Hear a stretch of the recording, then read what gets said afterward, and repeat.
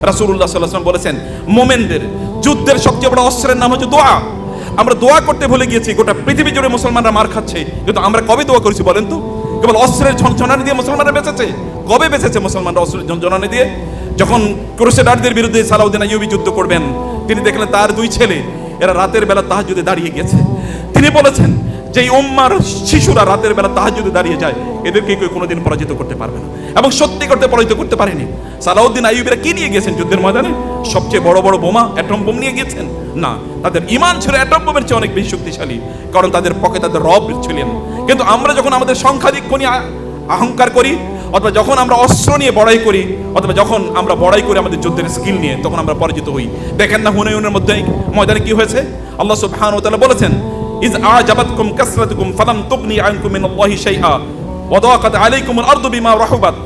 যখন তোমরা তোমাদের সংখ্যার আধিক্য নিয়ে তোমরা বড়াই করেছিলে, কারণ রাসূলুল্লাহ সাল্লাল্লাহু আলাইহি ওয়াসাল্লাম 10,000 সৈন্য নিয়ে তিনি গিয়েছেন মক্কায়, আরো 2,000 সৈন্য তার সাথে জয়েন করেছেন মক্কা থেকে। হুনাইনে যখন যান 12,000 সৈন্য নিয়ে, সাহাবায়ে কেরামদের কেউ কেউ এই বিশাল সংখ্যার দিকে তাকিয়ে বললেন, আমাদেরকে পরাজিত করার মতো সামর্থ্য কার আছে?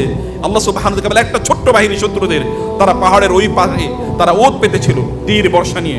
যখন তারা পার হচ্ছিল, একটু আনমান অবস্থা, আনমাইন্ডফুল, কারণ তারা সংখ্যাধিক্য নিয়ে তারা বড়াই করছিল। এই অবস্থায় তারা তাদের প্রতি যখন তীর নিক্ষেপ করা শুরু করে, মুসলমানরা দাঁড়াতেই পারে নাই। সাহাবায়ে কেরাম আবু বকর, ওমর, ওসমানরা যেখানে দাঁড়াতে পারে নাই, সেখান থেকে তারা পালিয়ে চলে যাচ্ছিল। রাসূলুল্লাহ সাল্লাল্লাহু আলাইহি ওয়াসাল্লাম তার চাচাকে বলেন, হে চাচা, আপনি তাদেরকে ডাকুন। আবু আব্বাস রাদিয়াল্লাহু তাআলা ডাকলেন, ইয়া আসহাবাল কুরআন, ইয়া আসহাবাস সামুরা, ইয়া আসহাবা সূরাতিল বাকারা। হে সূরা বাকারা যারা মুখস্থ করেছো, হে যারা রাসূলুল্লাহ সাল্লাল্লাহু আলাইহি ওয়াসাল্লামের সাথে সেই যে সামুরা, অর্থাৎ সেই বড়ই গাছের নিচে সেই হুদাইবিয়ার সন্ধিতে যারা আল্লাহ রাসূলের হাতে বায়াত করেছো, তোমরা কোথায় যাচ্ছ রাসূলকে রেখে?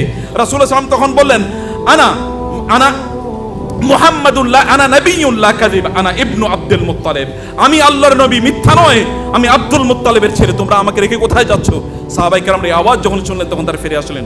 তারা বুঝতে পারলেন তাদের সমস্যা ছিল মূলত অন্তরে।